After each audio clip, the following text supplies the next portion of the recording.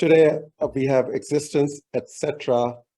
in the house, and I have his poem on the left, and on the right, I have just one note for myself, one strategy to employ, make it terse. Over to you. Yeah, I'm happy to be back again. This is on a similar video to what we've done in the past. We're going to be doing pretty much the same thing. We have one of my sonnets, and we're going to be moving it around and editing it. So I'll start us off by reading it out loud. I heard a person's life story today. It was told as a series of hardships. At the worst parts of it, their voice gave way, and I noticed their subtle nervous tics. Their father violent, their mother a drunk, their sister dead, and their brother long gone. Their home until 8 years old was a trunk. The hardships they had endured went on and on. When they finally finished their story, they were shaking and a bit out of breath. Their life had been a war without glory, and they felt guilty for escaping death. They had not created art from their pain, so to me, their suffering was in vain. And again, I'll have to say we should not mess with this, but here we are again. It's a perfectly great sonnet, but we have to make it terse. So we start with the first stanza. So I'm just going to copy and bring it over to the chopping board here. Okay, so I'll go ahead, read this, and let's see what we can do with this.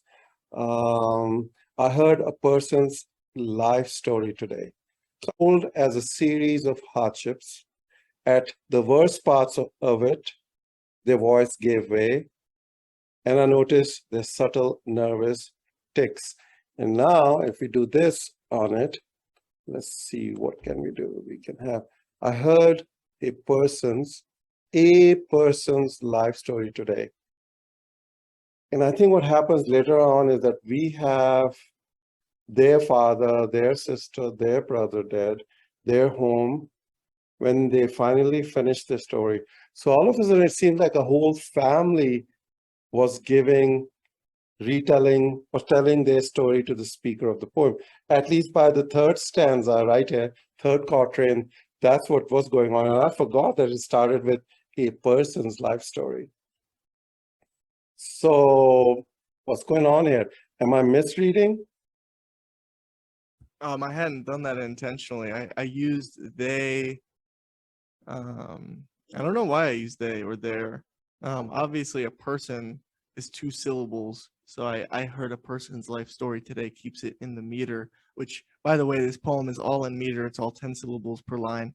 The rhyme scheme is ABA until the final couplet at the end, because it's a traditional sonnet. But I had not considered that choice at all. Oh, so I need to think about this. So I like that whole, I heard not a person's, but a whole family's. I like that a lot. I for some reason, I saw this like in my head, there's an image of a huddled family in some ghetto or some, what's the word for that? Not a slum, like. All right, so in this case, what you could do is obviously you could do I heard a family's life story today, or you could just do I heard a family's story today, and make the family a possessive noun instead of persons. I think that could work very well. All right, okay, that is, I am now out of my panic mode here. I really liked the opening sentence. I heard a person's life story today. I heard a family's life story. I heard a family story today. Life story, you need that word in there. And I think we can bring in the A as well. So existence gave me 2 choices, and you were fine with both, so we'll do with this one with the A in there. I heard a family's life story today. Now comes the more difficult part. It was told as a series of hardships. And so we can do our usual cheap trick with a colon.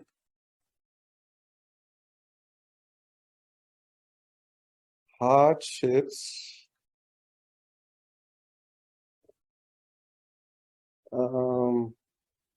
So I heard a family's life story to this, because what we want to do is we want to take out, if you look, looking at the left-hand side here to the original poem, I want to take this idea of series of hardships and not just say it was told as a series of hardship, but connect the idea and keep the word hardship because it shows up again. Okay, so hardship is a word that shows up in the first stanza and the second stanza. We want to keep it in both.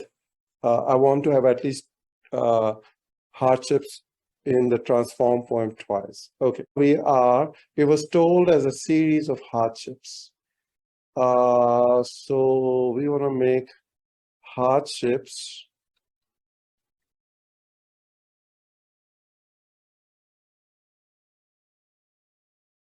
oh yeah, here we go. So I'm actually going to put a period here.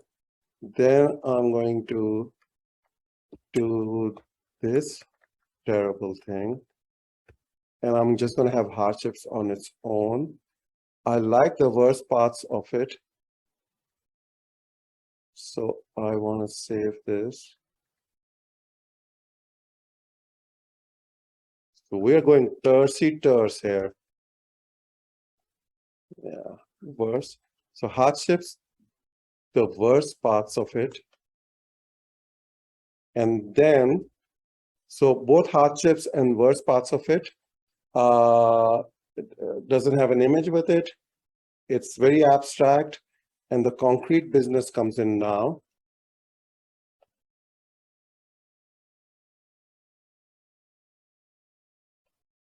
Their voice gave way to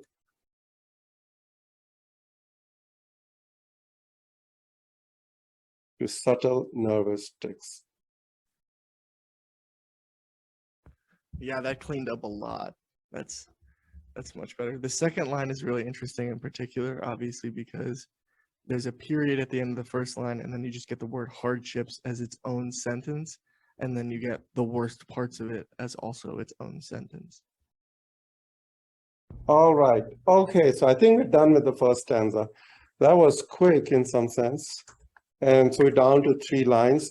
As everybody would notice that the third line is a little long. We'll fix that later. Now we have their father violent, their mother a drunk, their sister dead, and their brother long gone. Their home until 8 years old was a trunk. This is awesome. I will definitely keep the trunk. Hardships, we have that word again. They endured, went on and on. So this idea on and on, hardships, either we could just drop it. Let's see what happens. So let me do the first thing. So I want to do something called something from computer science. So our simile comes straight from the Python language. It's like a multiple. So we have a simile now, like a multiple assignment with tuples. So this is going to be like this strange line there. And then, so like a multiple assignment with tuples, and then I'm going to have father, mother, sister in that order from the original stanza. And then our equal to is going to be a colon. And then we're going to have violent, drunk, long gone, and long gone. Oh, we have home, so I'm going to put home in there too.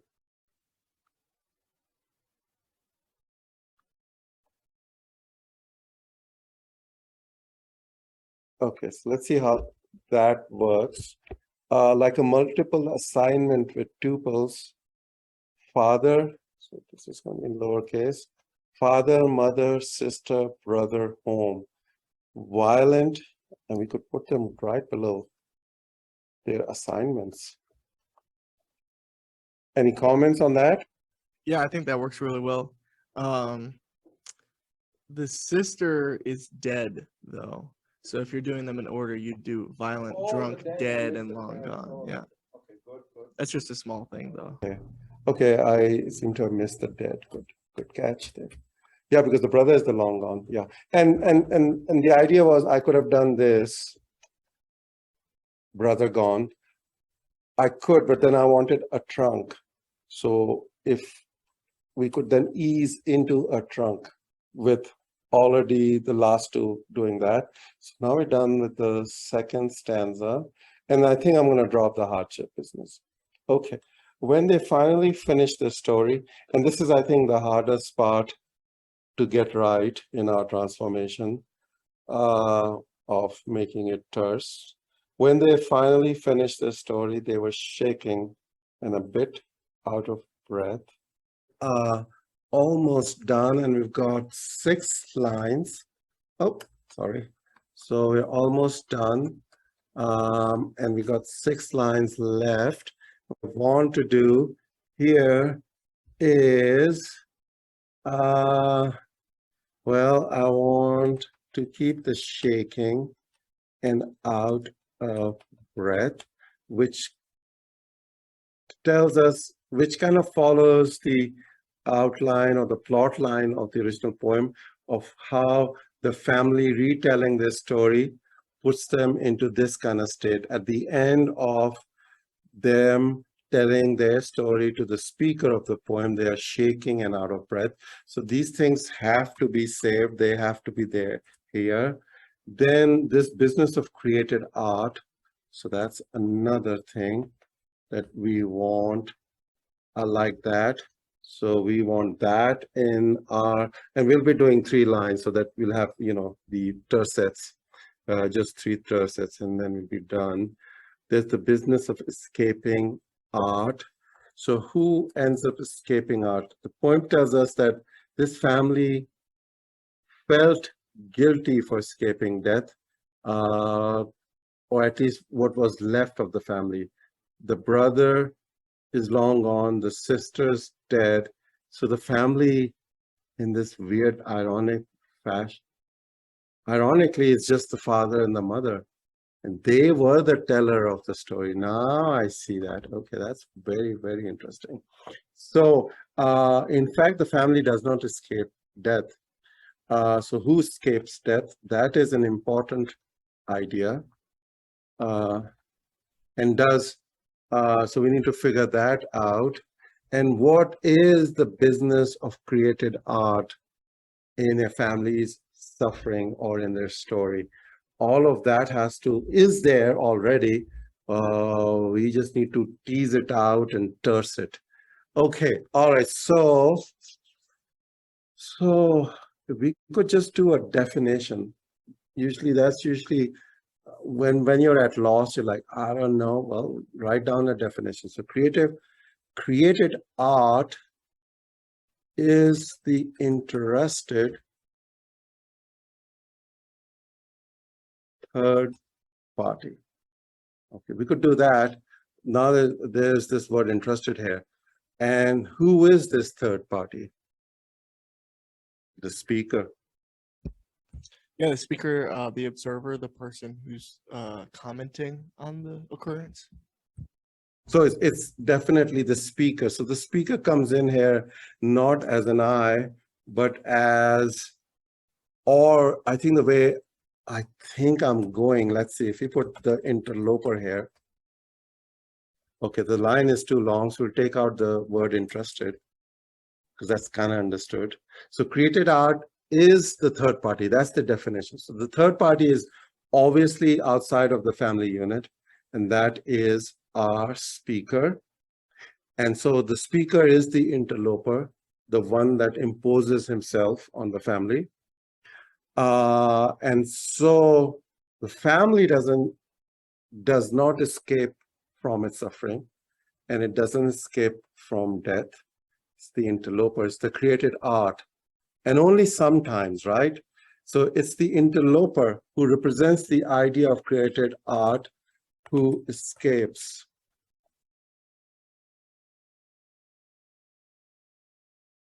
from their death.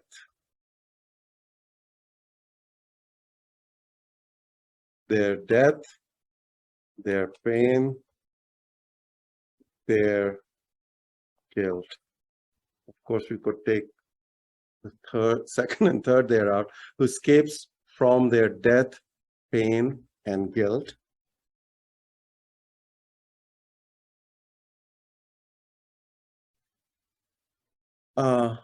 Or their death, pain, guilt, and then I should not forget. So we've done with escape death. I'll take that out. We have the idea of escaping death right here. And so we want to bring the state in which the interloper, the speaker, left the family in, taken off, leaving them to their suffering. And so we have guilt. In fact, there's one other word here, glory. So I'll put that here, guilt or glory. And so or it allows me, or is this weird conjunction. It allows you to bring in disparate things in, things that don't really belong together or are kind of unrelated.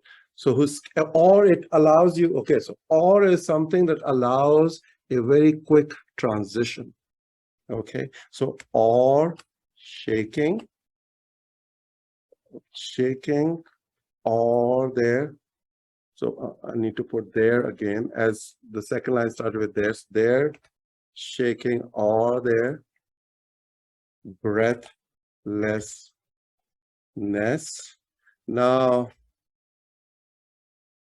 wouldn't you say that breathlessness is ugly, is an ugly word, or too long? It's definitely ugly and too long to have at the end of the line. Yeah, you could probably just pop it into the middle of that line.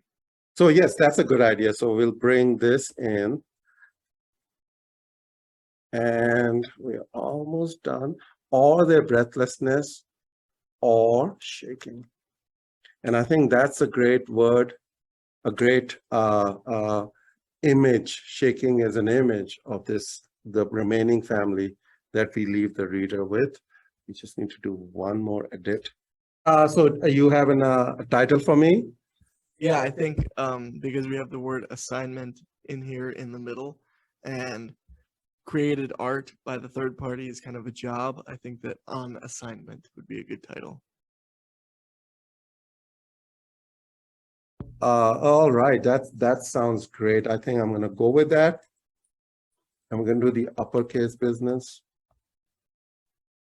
So here we go, on assignment. I heard a family's life story today. Hardships, the worst parts of it. Their voice gave way to subtle nervous tics, like a multiple assignment with tuples. Father, mother, sister, brother, home, violent, drunk, dead, long gone, a trunk. Created art is the third party, the interloper, who escapes from their death, pain, guilt, or glory, or their breathlessness, or shaking. So as we conclude this episode, I'd just like to thank Ali for having me on today. Also, there's a playlist with a bunch of other videos very similar to this one, so be sure to check that out. The channel also has Python videos, language learning videos. Thanks. And so we need to figure that out. And what is the business of created art in a family's suffering or in their story? All of that is there already. We just need to tease it out and terse it.